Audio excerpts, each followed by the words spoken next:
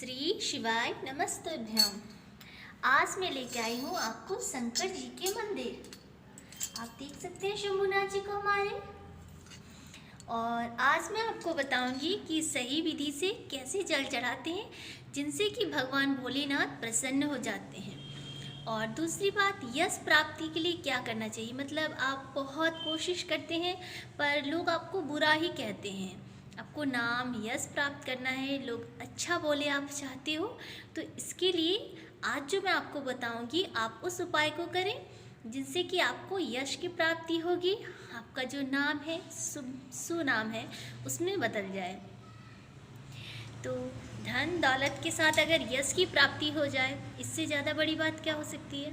तो आइए मैं आपको अच्छे से विधि करके दिखा रही हूँ ताकि आप बिना किसी गलती के विधि को करें और भगवान भोलेनाथ की कृपा से आपकी सारी मनोकामनाएं पूरी हो जाए और यश की प्राप्ति भी हो।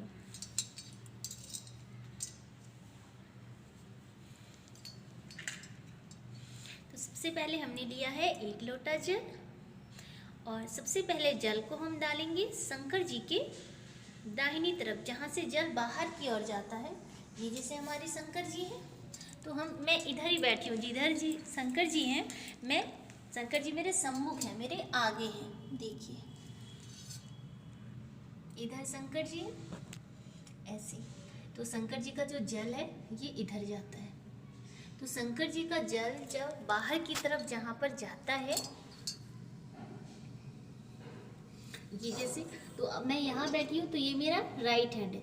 तो शंकर जी का जल जो बाहर की ओर जाता है तो आपको राइट हैंड की ओर जल देना है। जैसे पहले यहाँ देंगे श्री गणेश जी का स्थान, फिर लेफ्ट साइड में यहाँ श्री कार्तिकेय जी का स्थान है। ये बीच में एक मोटी रेखा आपको दिख रही होगी, ये वाली जो रेखा होती है ये माँ अशोक सुंदरी वाली जगह है।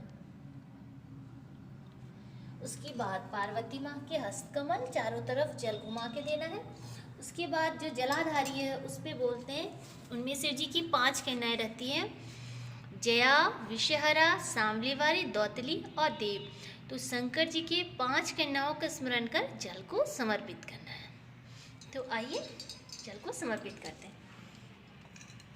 दूसरी बात, सबसे बड़ी बात कि आपकी जिस मंदिर में आप जाते हैं वो मंदिर कौन सा है, उस पर कौन सा शिवलिंग स्थापित है, इस बात की आप विशेष ध्यान रखें। क्योंकि जैसे ये यहाँ पर आप देख सकते हैं ये जो शिवलिंग स्थापित है वो एक डमरू के आकार का है। ये नीचे वाला जो आप पोर्शन है आप देख सकते हैं, ये नीचे वाला जो जगह है ये स्टैंड जैसा है, उसके ऊपर शिव जी हमारे जो है वो विराजित हैं। तो ये हरिहर शिवलिंग होता है और इस पे हमेशा खड़े होके पूजन करना चाहिए। आप जल चढ़ा रहे हैं, दूध चढ़ा रहे हैं, फूल चढ़ा रहे हैं, कुछ भी चढ़ा रहे हैं तो इसमें खड़े होकर पूजा करना चाहिए। और अगर सीधे सीधे ज़मीन में स्थापित होती है जिसमें कोई डमरू के आकार का नहीं होता है, सीधे ज़मीन के साथ, जैसे देवघर में आप देखेंगे तो यहाँ जैसे ये जो फर्श है यहाँ पर अगर स्थापित होते शंकर जी सीधे तो वह सती शिवलिंग कहलाता है। तो उस पर आपको बैठ कर पूजा करनी चाहिए। जैसे महाकाल है वो भी सती शिवलिंग है तो उस पर भी आपको बैठ के पूजा करनी चाहिए। तो अब ये मैं जिस मंदिर में आई हूँ अभी, जहाँ पे हूँ भोलेनाथ का, वो हरिहर शिवलिंग है तो वहाँ खड़े होकर पूजन करना चाहिए। तो आइए पूजन करते हैं।